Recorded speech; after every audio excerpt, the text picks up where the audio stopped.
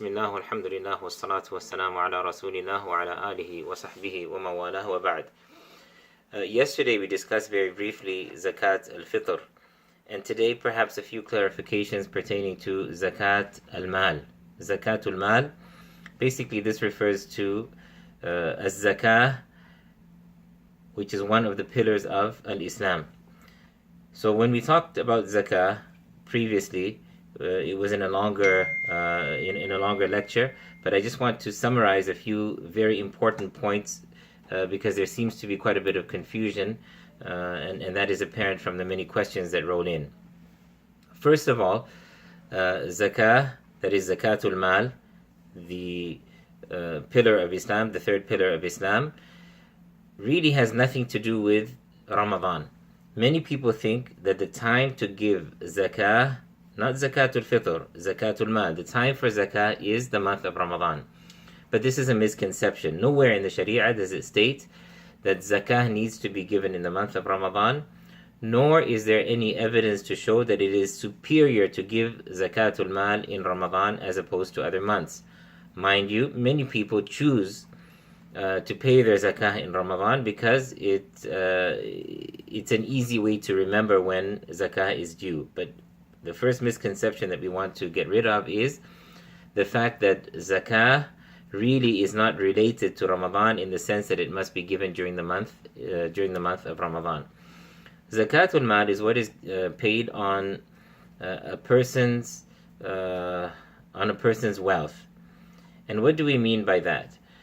Some people think that it's, when we say it's to be paid on your savings, they think that only what you have in the bank and not what you have stuffed under your bed, for example, or not what you're carrying around in your pocket. No, when we look at the issue of zakah, we're looking at different types of wealth which are zakatable, if you will. A home that you live in, it could be a $10 million home. You don't owe zakah on it. The vehicle that you're driving, it could be a Rolls Royce. You don't owe zakah on it.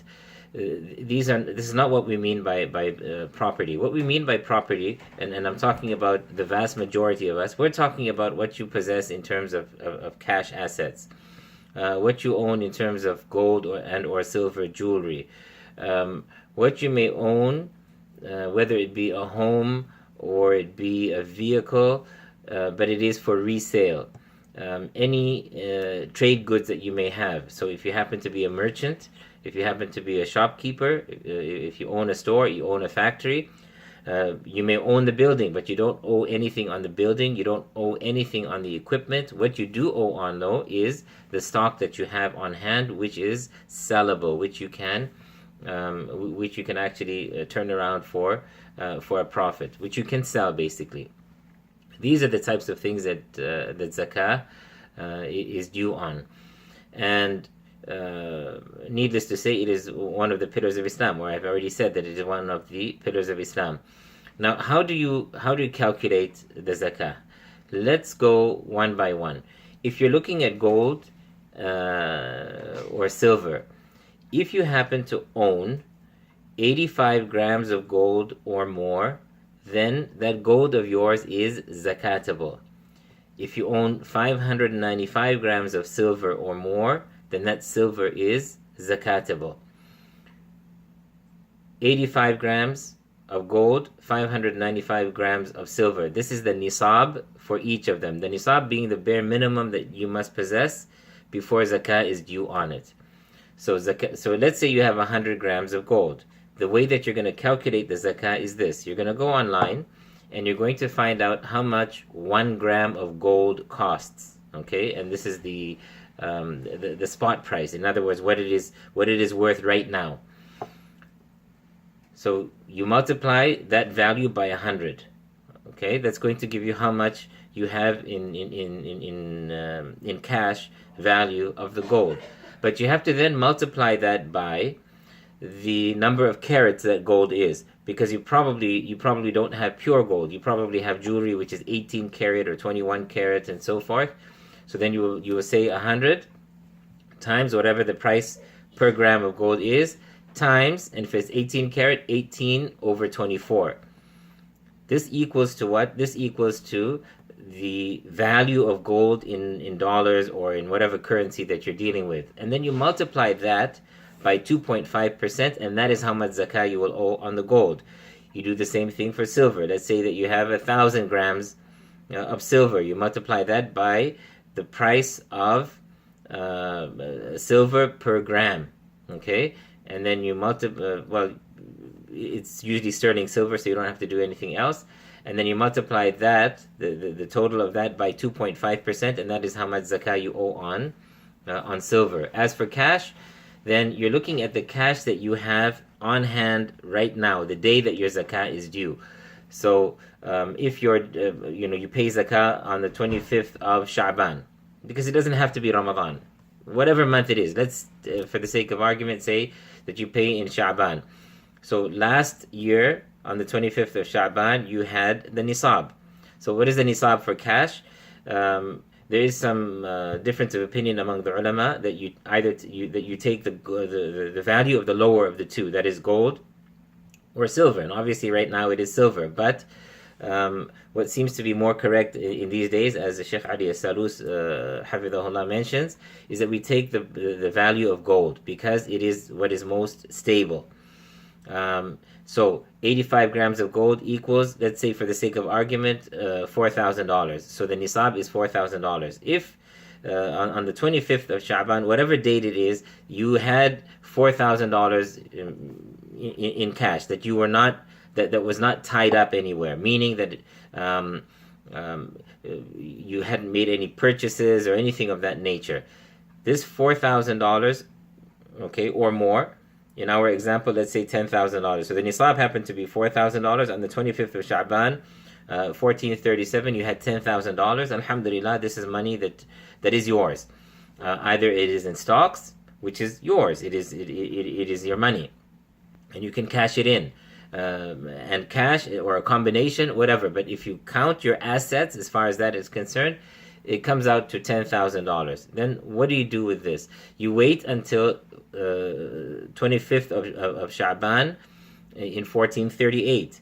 On that date, you will see what you have, because you would have spent money, you may have built something, you may have made a big purchase, you earned money, you made profits. So you will see on the 25th of Sha'ban of 1438, where are you now? You see that you have $12,500. Okay, so in this case, 12,500 times 2.5%, that is how much zakah you owe. That is how much zakah you owe. As long as it is over the $4,000, which is the threshold, which is the nisab, then you will owe zakah at a rate of 2.5%. A person would ask, what about money that I'm making throughout the year? Because not all that money was in my possession for the entire year, because I work on salary, so I get paid on a monthly basis. Well, if you want to calculate for every month on its own, it's up to you, but that's going to drive you nuts. So probably the easiest way, and it is actually the easiest way, is we look at the two ends of the year, the beginning and then the end. All right. So even if you just got paid, a week or so ago for this month, that's fine. You include that as well. Eventually, it works itself out, and then, I mean, if you're paying more, what's the big deal? I mean, alhamdulillah, this is something which is going for the sake of Allah Azza wa Jal, and there's no loss as far as that is concerned. So these are some very brief things. Just a couple other quick things. People ask about real estate. So many are of the view that if you have a real estate property, whether it's a piece of land or a home, and you did buy it for the sake of reselling it, okay, they say that zakah is due on it even if it stays with you for many years. So you're not able to flip it, you're not able to sell it. So they say every year you will pay zakah on it. However, some of the ulama, and it's the opinion that I lean towards as well, as it was mentioned by Sheikh Muhammad al-Mukhtar al-Shanqiti hafidhahullah, that really in these cases we pay once the property is actually sold. Once it is sold, you pay on the value that you received, because it was with you maybe for a few years, because the real estate market can be quite it fluctuates a lot, so it can be quite risky. And if you were to pay zakah each year, one year the value is very high, and then the market crashed, you may end up paying more in zakah than what the property is actually worth. And so we say that you pay at the end, when you actually sell the property, you pay 2.5% of what you earned from selling the property. If you own a property and you're renting it, the zakah is not due on the property, but on your income. On your income, if it remains with you for a year, you add it to the rest of your wealth. And this is how you would calculate. This is how you would calculate it.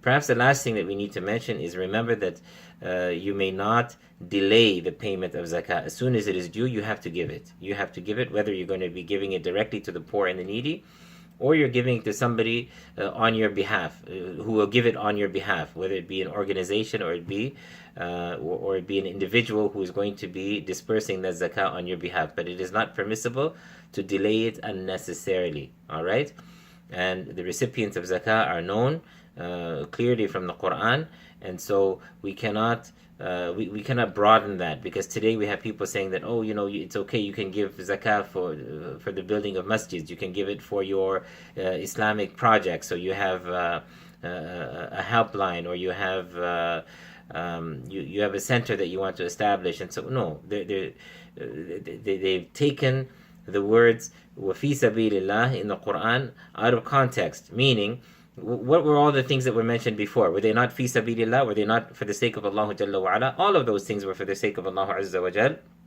And it is known, as Imam Malik alayhi rahmatullah mentioned, that fi sabilillah here means jihad. It means that this wealth is for the mujahideen and their families. So then we should not broaden that and try to make it okay for everything. And this is where many Islamic or Muslim organizations take advantage of us, where they misinform us and they give us these fatwas to suit themselves, because they want us to fund their projects through our zakah, while there are Muslims who are starving.